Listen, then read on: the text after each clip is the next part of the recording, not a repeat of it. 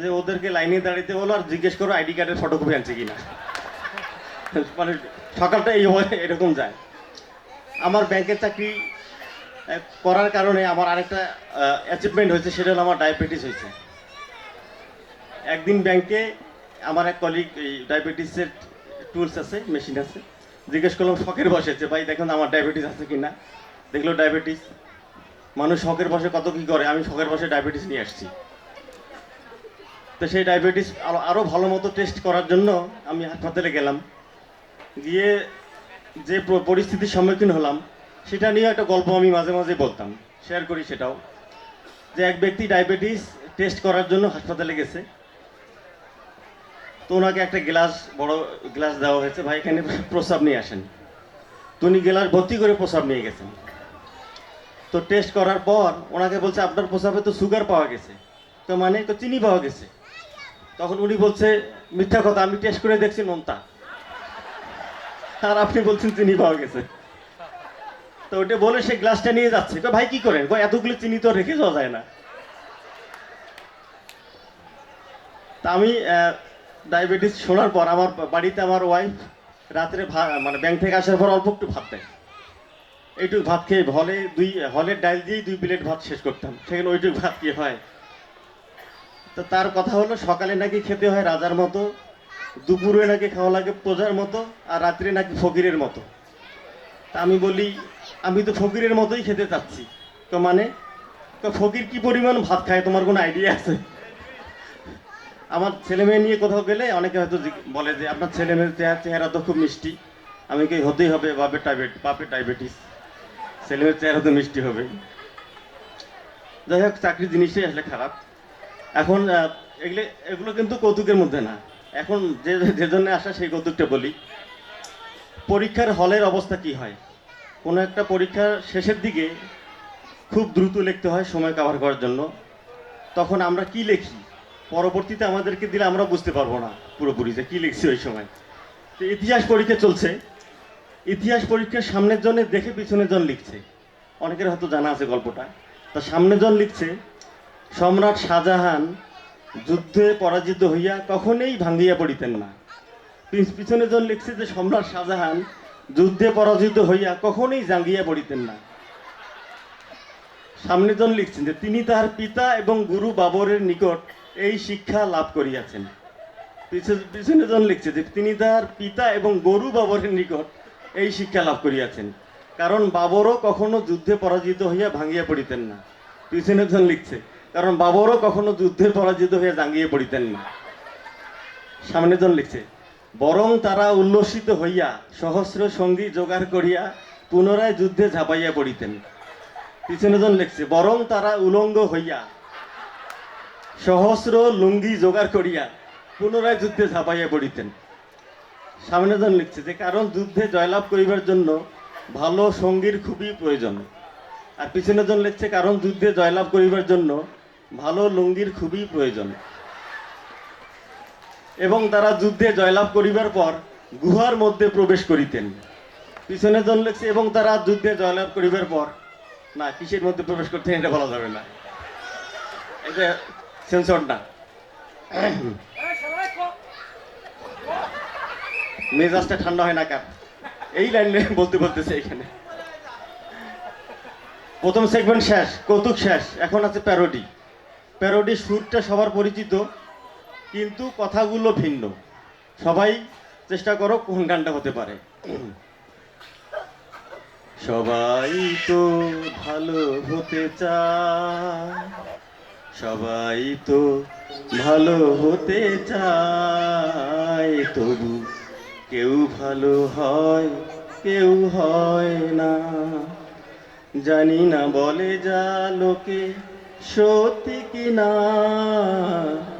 জানি না বলে যা লোকে সত্যি কিনা, কুত্তার পেটে নাকি ঘি সহে না।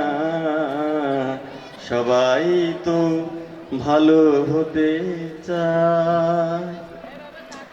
কার শাড়ি পরেছ বলো না, দেখে মনে হয় এটা তোমার না।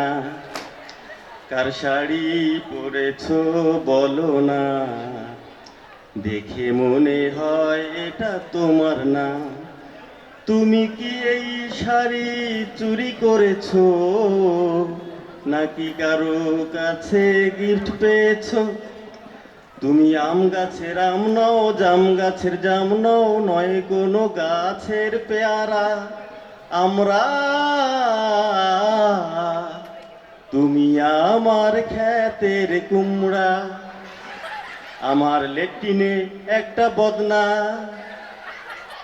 আমার লেট্রিনে একটা বদনা, সেই বদনায় শুধু পানি ছাড়া কিছুই রাখা যায় না। এক কাপ চা বানাও আমার জন্য, এক কাপ চা বানাও আমার জন্য, তাতে চিনি দিও, দুধ দিও, লিকার দিও সামান্য, একটা পান বানাও আমার জন্য, তাতে চুন দিও, খয়ের দিও, জর্দা দিও সামান্য। আজ মোর গিন্নির রান্না খেয়ে কান্না পেল আমার, আজ মোর গিন্নির রান্না খেয়ে কান্না পেল আমার। মিষ্টি দিয়ে রাধে ডাল আর হলুদ মরিচ দিয়ে বানিয়েছে লাচ্ছা শ্যামাই, আর হলুদ মরিচ দিয়ে বানিয়েছে লাচ্ছা শ্যামাই। আমি বউয়ের টাকা চুরি করেছি, আর চুরি করে শেষে ধরা পড়েছি। আমি বউয়ের টাকা চুরি করেছি, আর চুরি করে শেষে ধরা পড়েছি। রাগে তাই তিনি সারাদিনই শোনালেন যে রাগিনী, তারি সুরে এই গান ধরেছি।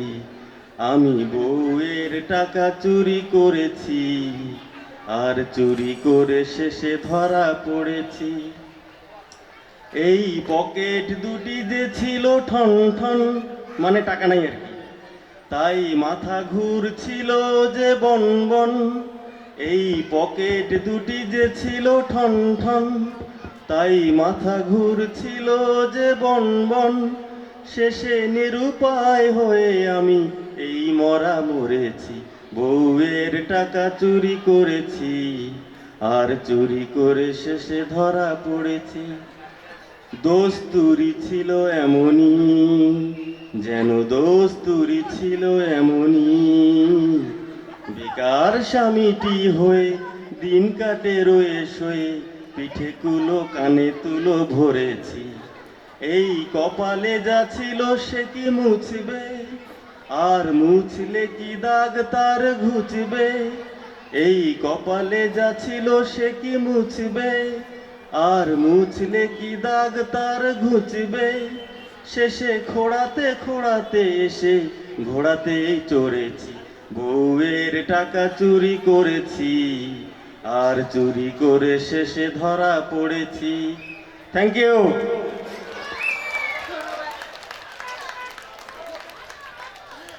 ধন্যবাদ শাহিনকে।